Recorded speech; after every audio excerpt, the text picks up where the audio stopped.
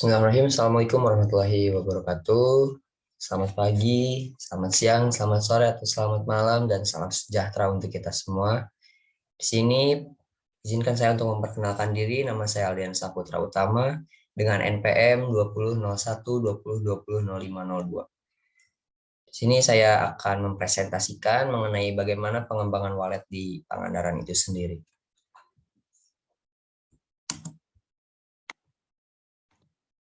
Baik, di sini ada taksonomi.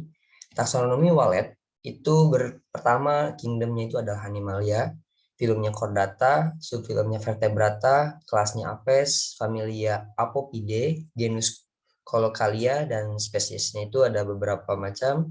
Ada walet putih, walet sarang hitam, walet besar, walet gunung, walet sarang lumut, dan walet sapi, walet gua, dan walet Filipina. Dan status konservasinya itu masih aman. Adapun anatomi dan morfologi dari walet itu sendiri, pertama dari ukuran tubuh. Ukuran tubuh walet ini yang sarang putih tergolong kecil jika dibandingkan dengan lainnya karena walet sarang putih ini memiliki tubuh berukuran sekitar kurang lebih 12 cm, dan selain itu burung ini juga memiliki bentangan sayap berukuran hingga 25 cm. Dan biasanya walet-walet seperti ini yang tidak hinggap di pepohonan, akan tetapi mereka akan terus terbang untuk mencari makan dan juga untuk melakukan perkawinan. Sini ada warna tubuh. Warna tubuh bagian atasnya itu biasanya warna coklat kehitaman, dan untuk walet putih Jawa ini berwarna abu-abu pucat, dan untuk walet putih Sumatera, Kalimantan, ras pestita berwarna coklat tua, dan matanya itu berwarna coklat gelap. Sementara itu kaki dan paruhnya berwarna hitam. Sayapnya, sayap burung walet putih memiliki sayap yang lebih kaku dan mampu terbang lebih kuat. Berbekal sayap yang dimilikinya, walet putih ini mampu terbang dengan kecepatan mencapai 100 km per jam hingga 150 km per jam. Bahkan dalam sehari, burung itu mampu terus terbang tanpa henti. Selanjutnya ada indera penciuman. Burung sarang walet putih ini memiliki indera penciuman yang sangat tajam. Selain itu, burung ini juga sangat menyukai aroma wewangian. Dengan kemampuan itulah membuat walet putih lebih mudah dalam mencari makan dan menemukan mangsanya. Sini dapat dilihat di gambar bagaimana perbedaan antara paruh, mata, terus juga rentangan sayap, terus juga ekor, pola ekor, dan sebagainya. Untuk family Apopidae, perbedaan antara walet dengan Hirunidae atau Capinis itu adalah dua family yang berbeda. Kalau dalam bahasa Inggrisnya itu kalau walet itu swift dan Capinis itu swallow, dan kaki-kakinya itu kalau walet itu lemah dan tidak dapat bertengger, sedangkan Capinis itu kuat dan dapat bertengger. Sayapnya itu melengkung kalau walet, dan Capinis itu lurus. Ekornya itu terdapat celah dan tidak kalau walet, kalau Capinis itu tidak terdapat celah. Terus selanjutnya di sini ada sarang. Sarangnya itu dari air liur kalau walet, sedangkan kalau dari Capinis itu dari tanah dan rumput. Panjang dari walet itu kurang lebih 9-45 cm, sedangkan Capinis itu 10-23 cm. Akan tetapi memang di masyarakat itu antara walet dan Capinis ini masih menjadi selalu sering terbalik dalam penyebutannya. Selanjutnya anatomi dan morfologi yang tadi dijelaskan bahwa tulang kaki burung ini merupakan tulang yang paling berat. Nah, sehingga berkontribusi pada rendahnya titik berat burung. Hal ini membantu dalam penerbangan. Sebuah kerangka burung terdiri dari hanya sekitar 5% dari total berat badan burung.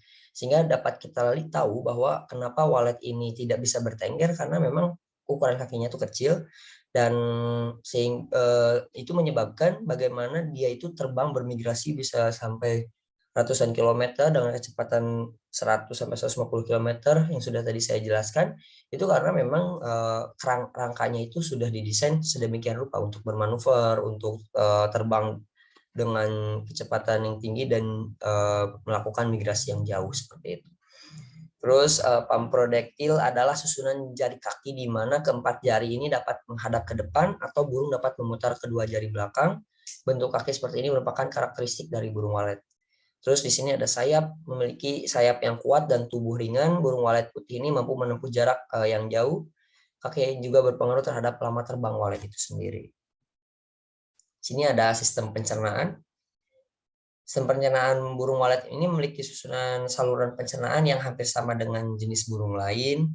Ciri morfologi yang membedakannya adalah pada esofagus burung walet tidak terdapat tembolok. Jadi walet ini tidak menyimpan makanannya di tembolok seperti ayam misalkan seperti itu. Tapi dia tuh setelah masuk makan langsung terjadi proses pencernaan.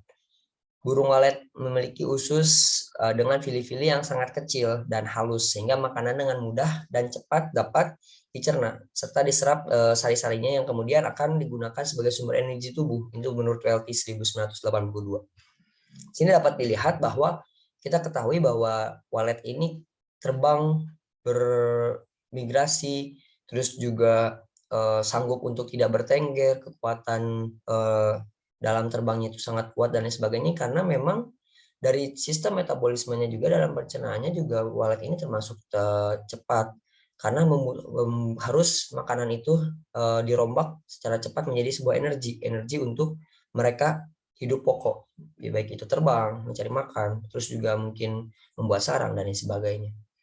Nah, panjang usus yang tidak terlalu panjang ini berfungsi dalam proses penyerapan sari makanan sehingga dapat bekerja secara cepat guna penyediaan energi tubuh saat terbang untuk melakukan segala aktivitas hidupnya seperti itu. Adapun makanan-makanan burung walet, sebelum kita akan terjun pada bisnis dunia perwaletan ini, kita harus mengetahui dulu bagaimana setelah tadi morfologi, terus bagaimana ukuran tubuh, bagaimana mereka cari makan, dan sekarang bagaimana makanan yang dapat kita sediakan sehingga ketika walet ini kan berbeda dengan hewan-hewan ternak lainnya. Hewan-hewan ternak lain itu mereka dikandangkan dan kita memberikan makanan. Kalau walet ini tidak, kita itu hanya sebatas membuat sarang walet atau rumah walet dan itu menciptakan sebuah lingkungan yang memang memadai dari si walet itu. Sebisa mungkin walet itu dibuat nyaman karena ketika waletnya sudah tidak nyaman mereka pasti akan berpindah seperti itu. Nah, di sini menurut Suhartono dan Mardiastuti 2003, makanan utama burung walet kelinci ini adalah serangga dari ordo Hymenoptera 73,8%, dan yang paling sedikitnya itu adalah Hemiptera 0,4%. Nah, di sini ada beberapa contohnya itu tawon, lebah, semut, kumbang kecil, lalat, nyamuk, wereng, kutu daun, kepik. Nah, di sini dapat kita lihat bahwasannya bagaimana ada beberapa hubungan antara lingkungan, cuaca dengan populasi walet, terus juga banyaknya walet dan juga bagaimana kita mencari pemilihan lokasi yang tepat untuk walet. Di sini dari makanan-makanan kita ketahui bahwasannya serangga-serangga ini biasanya itu tumbuh atau berkembang biak itu saat musim hujan seperti itu. Nah, sehingga walet juga biasanya ketika akan masuk musim hujan atau hujan itu biasanya juga melakukan perkawinan dan sebagainya. Nanti kita lihat selanjutnya. Sini masih ada mengenai tentang pencernaan. Nah, rongga mulut pada walet ini paruh burungnya itu menggantikan fungsi bibir dan gigi pada hewan lain. Nah, bentuk dan ukuran paruh itu bervariasi biasanya setiap burung itu tergantung pada jenis makanannya apa. Dan selanjutnya ada esofagus. Dalam esofagus terdapat kelenjar mukus yang berfungsi untuk memudahkan proses transportasi makanan ke lambung. Lambung ini terbagi atas proventriculus dan ventriculus. Selanjutnya ada usus halus yang dilapisi oleh vili-vili itu untuk menyerap sari-sari makanan. Terus ada usus besar yang relatif lebih pendek jika dibandingkan pada mamalia dan berfungsi untuk menyerap air. Terus ada yang terakhir yaitu kloaka. Pada burung, kloaka ini berfungsi ganda yaitu sebagai saluran pembuangan sisa metabolisme dan sebagai saluran reproduksi. Itu menurut Ken 1997. Selanjutnya di sini ada sistem reproduksi. Sistem genitalia pada jantannya, testisnya itu berjumlah sepasang, berbentuk oval atau bulat, bagian permukaan licin terletak di sebelah ventral lobus penis bagian paling kranial, dan pada musim kawin ukurannya membesar. Disinilah dibuat dan disimpan spermatozoa. Terus saluran reproduksi tubulus mesonephros membentuk ductus efferent dan epididymis, ductus wolf bergelung dan membentuk ductus deferens pada burung-burung kecil. Terus dekat glomer bagian posterior dan dari ductus efferent berdilatasi membentuk ductus ampula yang bermuara di kloaka sebagai ductus ejaculatori. Nah, ductus efferent ini berhubungan dengan epididymis yang kecil, kemudian menuju ductus deferens, dan ductus deferens tidak ada hubungan dengan ureter ketika masuk kloaka. Selanjutnya, bagaimana reproduksi pada genitalia betina? Ovarium, selain pada burung elang, ovarium aves yang berkembang hanya yang kiri dan terletak di bagian dorsal rongga abdomen. Saluran reproduksi oviduk yang berkembang hanya yang sebelah kiri, bentuknya panjang, bergulung, dilekatkan pada dinding tubuh oleh mesopiling, dan dibagi menjadi beberapa bagian.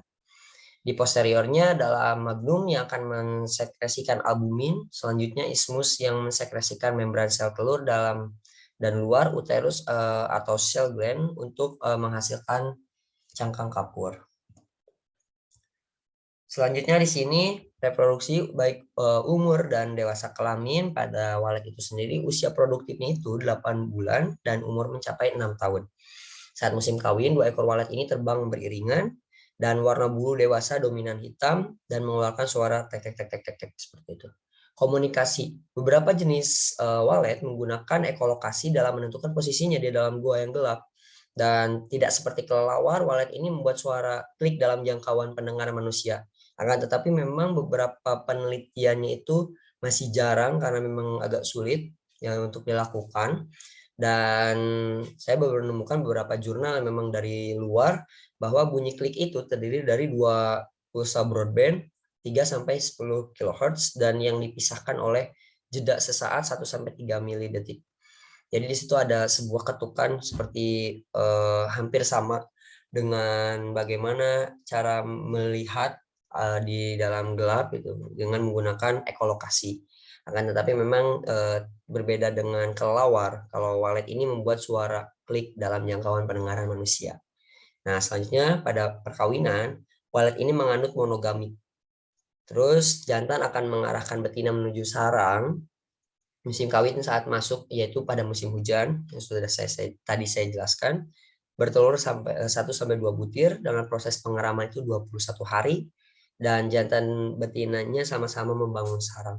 Nah, di sini kita setelah mempelajari bagaimana makanannya, pencernaan dan reproduksinya, kita semakin paham bagaimana cara menentukan dan membuat sebuah sarang yang baik untuk keberlangsungan hidup dari walet itu sendiri supaya waletnya itu tidak kabur seperti itu.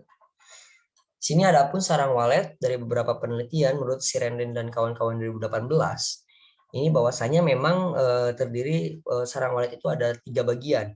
Yang pertama itu ada badan, ada serabut, dan ada bagian kaki pada sarang walet. Dan di sini dapat kita lihat bahwa protein yang paling besar itu ada pada bagian serabut.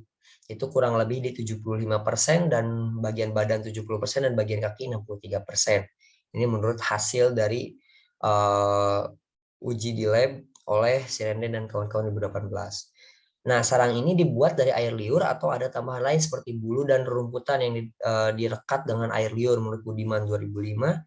Kelenjar air liur ini biasanya berfungsi menghasilkan enzim-enzim pencernaan IgA sebagai sistem pertahanan tubuh dan enzim antibakteri lisozim. Nah, penelitian kelenjar air liur burung walet yang sudah dilaporkan adalah mengenai morfologi kelenjar mandibularis dan kelenjar lingualisnya menurut Novellina et al. 2007. Adapun produktivitas dari burung walet itu, walet ini membutuhkan waktu membuat sarang itu kurang lebih 2 bulan. Setelah sarang jadi, walet akan bertelur dan mengalami selama 21 hari. Nah, setelah menetas, walet ini membutuhkan waktu 45 hari untuk bisa terbang.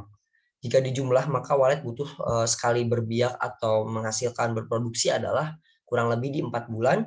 Jika sarang walet dipanen, maka walet akan membuat sarangnya kembali selama 2 bulan dan bertelur. Lalu mengeram dan menetaskan pihik walet. Selanjutnya anak walet akan terbang. Siklus ini membutuhkan interval waktu tiap 4 bulan. Maka dari perhitungan ini dalam 1 tahun akan terjadi 3 kali pembiakan burung walet atau 3 kali produksi seperti itu. Nah, adapun kandang yang baik, di sini ada beberapa poin yang saya catat. Pertama dari suhu. Suhunya itu berkisar di 27-29 derajat Celcius dengan kelembaban 80-95%. dengan ada aroma, karena kan tadi walet ini dikatakan bahwa menyukai wangi-wangian, ternyata beberapa penelitian menunjukkan bahwa walet ini banyak sekali berterbangan di daerah pesisir pantai kalau misalkan kita lihat. Dan memang ada kemungkinan bahwa walet ini menyukai wangi-wangian ikan, aroma ikan. Ternyata setelah itu saya cari-cari jurnalnya bahwa ditemukan bahwa memang aroma ikan seperti udang kering dan tembakau itu menjadi salah satu wangi-wangian yang disukai oleh walet. Dan ini menjadi sebuah prospek besar untuk pengembangan walet di Pangandaran. Dan intensitas cahaya ideal ini berkisar 0,02 lux. Hermawan dan Sabtian 2014 ini menyebutkan syarat dalam pendirian rumah burung walet.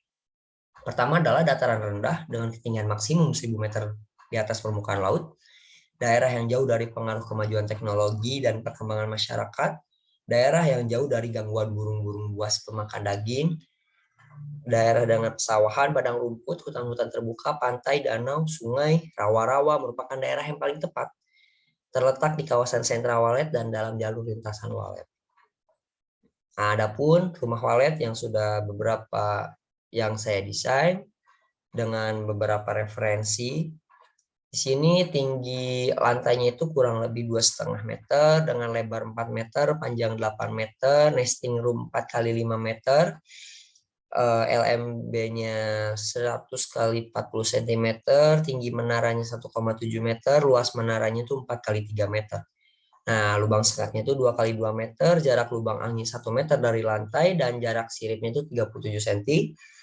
Nah, kolamnya saya desain, saya buat dengan menggunakan kolam terpal karena budgetnya itu memang seminim mungkin dan hanya dibuat satu lantai. Jadi hanya untuk prototipe dulu. Luas kolam itu 4,4 kali 3 meter dengan tinggi kolam itu hanya 40 cm. Itu untuk menjaga kelembaban di dalam ruangan. Adapun biaya rumah walet, kayu jenis meranti juga banyak digunakan petani walet karena tahan rayap. Kami juga memakai kayu jenis ini untuk papan sirip walet. Dari segi harga terjangkau, sedang, dan sarang walet menempel sempurna pada kayu meranti. Jadi di sini kita menggunakan kayu meranti. Adapun uraian pengeluarannya itu dimulai dari batu fondasi, batu bata merah, pasir, batu tiang rumah, semen, asbes, kayu, kawat benrat, paku, usuk dan reng, terpal kolam, speaker walet, dan lain sebagainya itu. Totalnya itu 25.291.000.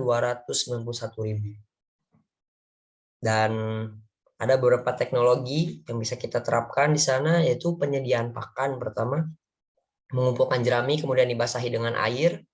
Jerami yang membusuk ini memunculkan kutu-kutu atau binatang kecil yang merupakan makanan kesukaan dari burung walet itu sendiri. Ini seperti kita tadi ketahui bahwasanya makanan burung walet ini adalah terdiri dari kutu-kutu dan binatang-binatang kecil yang terbang.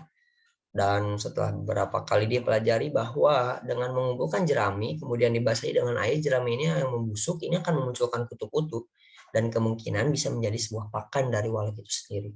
Ubi kayu, singkong cukup diletakkan di sudut-sudut ruangan juga, ini akan setelah membusuk akan memunculkan kutu-kutu kecil.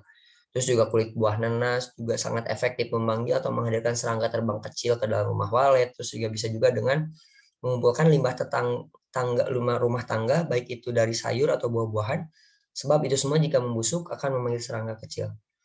Nah, terus selanjutnya ada speaker untuk pemanggil walet. Suara inap koloni yang khusus untuk suara dalam gedung walet baru ataupun sudah berproduksi. Suara mengkombinasikan antara suara induk walet jantan, walet betina, dan anak walet yang menghasilkan kesan koloni dalam gedung walet. Jadi ini speaker ini gunanya itu untuk bisa dikatakan memancing untuk walet-walet itu datang. Karena kita ketahui bahwa walet ini kan tidak dikandangkan seperti ternak-ternak lain. Akan tetapi walet ini memang mereka hidup di alam liar dan kita hanya mendesain bagaimana rumahnya itu senyaman mungkin bagi mereka. Sehingga mereka itu akan berbondong-bondong masuk ke rumah walet yang sudah kita desain seperti itu. Adapun proyeksi usahanya itu asumsinya itu 1 tahun 3 kali produksi menghasilkan 9.720 kg per tahun, 36 kotak nesting room diisi 6 sarang yaitu menghasilkan 216 sarang. Satu sarangnya itu kurang lebih 15 gram sehingga menghasilkan 3.240 kg per produksi.